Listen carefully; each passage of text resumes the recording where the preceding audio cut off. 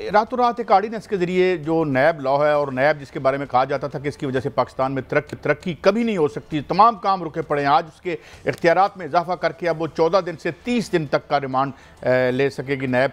ये क्या मामला है और ये क्यों हर बार हर हुकूमत से क्या इसके लिए इस्तेमाल करती है, किसी विक्टिमाइजेशन के लिए, या इसकी ज़रूरत थी? क्या नवाज शरीफ चौथी बार वज़ीर-ए-आज़म बन सकते हैं? जावेद लतीफ़ साहब ने ये खुशखबरी अवाम को सुनाई है कि जनाब वो चौथी बार भी बनेंगे।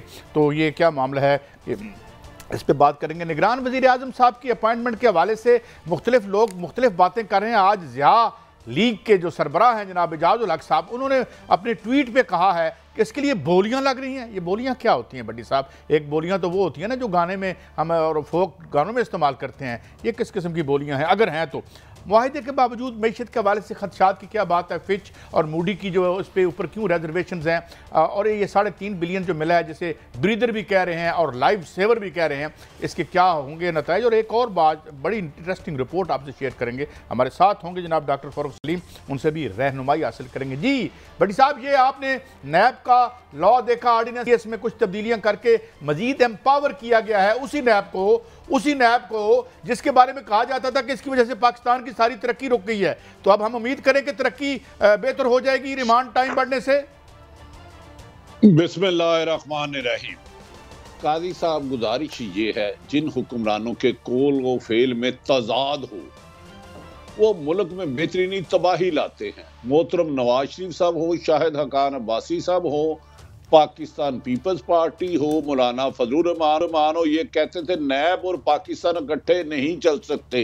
पाकिस्तान की तरक्की में सबसे बड़ी रुकावट बकौल मौजूदा हुकूमत और पीडीएम के लीडर साहबान के मुताबिक नैब थी। उन्होंने कहा नैब ने पाकिस्तान के इन्वेस्टर को भगा दिया है।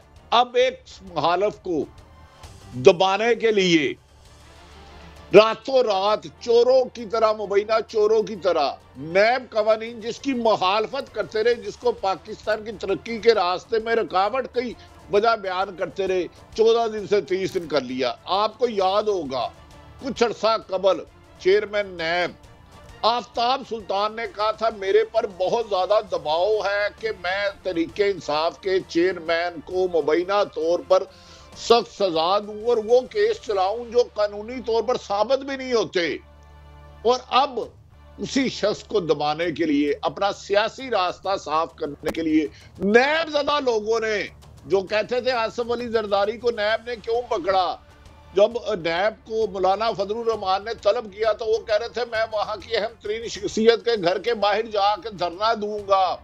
तो काजी साहब, जब आपके मुल्क में माफी चाहता हूं, आइन से इनहराफ करना हुक्मरानों का मामूल बन जाए, अदालतों की हुक्मदुली हुकूमत ठोकरों पे मारने लगे, तो फिर इंसाफ के मुतलाशी खुदकशी करते हैं या मुल्क छोड़ दिया करते हैं या सरेंडर करते हैं या मुकाबला करते हैं। बदकिस्मती है कि इनका इस दफा पीडीएम की उस लीडर के साथ मुकाबला जिसने वर्ल्ड कप जीता था 1992 का, और उसने सऊदी अरब और एक अहम तरीन सुपर पावर के कहने पे भी पाकिस्तान छोड़ने से इनकार कर दिया। उन्होंने कहा मेरा जीना मरना पाकिस्तान है। ये नैब कवानीन में तरमीम करे, मुझ पर दहशत गर्दी के पर्चे दे, बगावत के दे, कत्ल के दे और जो मर्जी दे, सिर्फ एक शख्स पूरी हुकूमत को मच्छर बनाए हुआ डर रहा है। अच्छा बड़ी साहब, ये जो कानून पास हुआ है इसमें एक और भी अजीब बात, अजीब तो नहीं कहना चाहिए है तो कानून के मुताबिक ही, मगर बट साहब आरिफ अलवी साहब मुल्क में नहीं हैं, और ये जो संजरानी साहब हैं जो कि जाहिर है सेनेट के चेयरमैन जो कायम मकाम सदर होते हैं, तो इनके जरिए ये करवाया गया। आपके पास क्या इनसाइड है? देखें काजी साहब, बात यह है कि आपने दुरुस्त फरमाया, सदर मुमलिकत की जगह चेयरमैन सेनेट संजरानी साहब जो हैं वो इस वक्त कायम मकाम सदर हैं। उन्होंने एक दस्तखत किए हैं और तरमीमी आर्डीनेंस 2023 का जो है वो जारी कर दिया, नाफिज कर दिया। अब सवाल इसमें सिर्फ ये है कि अदम तावन पर मुश्तबा अफराद को हिरासत में लेने की इजाजत मिल गई है। मुश्तबा अफराद को? जी हाँ, मुश्तबा अफराद को। अब ये एक्सप्लेन कैसे होगा कि मुश्तबा कौन है? सर जी, बात तो सीधी है कि अगर आपके, अब मिसाल सीधी बात कर लेते हैं ना, चेयरमैन पीडीए की बात कर रहे हैं आप, कि अगर वो तावन नहीं कर रहे, उनकी अहलिया बुशरा बेगम तावन नहीं कर रही, तो फिर नैब के पास कोई कानून ऐसा नहीं आए। नैब ने दरखास्त की है कि जनाब हमारे साथ ये जुल्म ज्यादती है, हमें अज़राए करम रहनुमाई फरमाई जाए। जिसके बाद रातों रात नहीं हुआ। ये बाज़ाब्ता प्लानिंग हुई है, लिख पढ़ के सारी बात हुई है, ऑर्डिनेंस जारी हुआ है, कोई मजाक तो नहीं हुआ। और उसके तहत अब ये उनको इजाजत मिल गई है कि वो अदम तावन ना करने वाली शख्सियत को वो पाबंदे सलासल कर लेंगे। और ये उनका आईनी हक है, बिल्कुल आईनी हक है। बड़ी साहब ये भी आईनी हक है कि कोई एक डाला हम पत्थरों का भर के ले जाएं अगर, तो उस हवाले से भी कोई वजाहत करता है ये कानून। देखिए कादी साहब, अदब तामुन तो है। जब आप मोहतरमा मरियम नवाज साहबा को तलब करते हैं तो वो पथराव करती हैं, लाठी चार्ज होता है, शेलिंग होती है और नैब जा भाग के जाने बचाती है। आसफ अली जरदारी साहब फरमाते हैं मोहतरम कि नैब की इतनी हैसियत है उसका चेयरमैन की मेरे पास आए। मौलाना फजल रहमान साहब कहते हैं कि मैं इनके घेराव करूंगा। ये तो तावन था ना। शहबाज शरीफ साहब पर 6 महीने वो उन पे फर्ज जुर्म नहीं आयद हो सकी।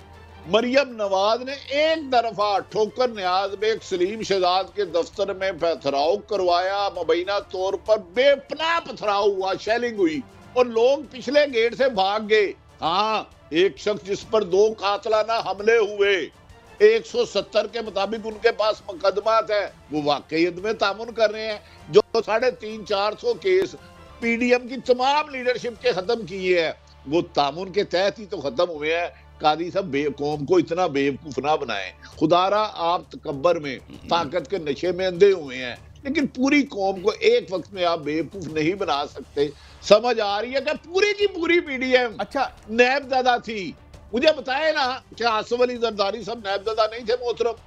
क्या मोहतरम शहबाज शरीफ वो तो साहब ने कह दिया था ये लॉन्ड्री है, ये उनका कहना है कि ये लॉन्ड्री है, यहाँ पे कपड़े धोए जाते हैं। काजी साहब दुरुस्त फरमा रहे हैं आरिफ साहब, लेकिन ये भी याद रखें 9 मई के बाद नया पाकिस्तान बन चुका है। अब अगर मुल्क ठीक होने जा रहा है, जो चीजें गलत हुई थी, मैं मानता हूं कि नैब के दफ्तर के बाहर जो आप बात कर रहे हैं, पथराव भी हुआ, गाड़ियां भी थी, लाठियां भी थी, ये सारी बातें नैब को बुलाना पसंद नहीं करते थे मौलाना फजल रहमान, ये सारी बातें जायज है। लेकिन बिल आखिर मुल्क अगर ठीक होने जा रहा है, मेरा बाबा मुल्क ठीक कर रहा है, तो खुदारा उसकी सपोर्ट करे। नहीं, बिल्कुल सपोर्ट करे। जब आपके सियासी मुखालफीन की आम ट्विस्ट करनी हो तो वो ठीक हो जाता है जो आपके लिए गलत था। देखे ना, अब हम चूंकि पावर में आ गए हैं, हम ताकत में आ गए हैं, अब हम पेश नहीं हो रहे। वो नैब जो एक अफरीत बना के पेश किया जाता है, एक जनाब मुल्क की तबाही है, वो अब नेक भी हो गया और मुल्क ठीक हो गया क्योंकि मैं पावर में आ गया हूं। तो इसी तौहीन अदालत के फैसले से जहां नवाज शरीफ को फायदा होगा, जहांगीर तरीन को होगा, और लगता है कल को यार मैं तो तौहीन अदालत की मैं बात ही नहीं कर रहा। मैं ये कह रहा हूं कि जो एप्लीकेशन ऑफ लॉ है भाई, उसमें आप जो है इम्तियाज कर रहे हैं, तो फिर ये क्या है? तुम्हारा मुखालफत फाड़ लो तो लम्या पालो, कानून जिंदा हो जाएगा। मैं गुजारिश करूं जी, एक ब्रेक मैं गुजारिश करूं। परसों रात मीटिंग हुई कि मुबैना तौर पर तरीके इंसाफ के चेयरमैन के खिलाफ कोई ऐसा केस नहीं है जो काबिल गिरफ्त है, काबिल गिरफ्तारी हो। वो 99% है।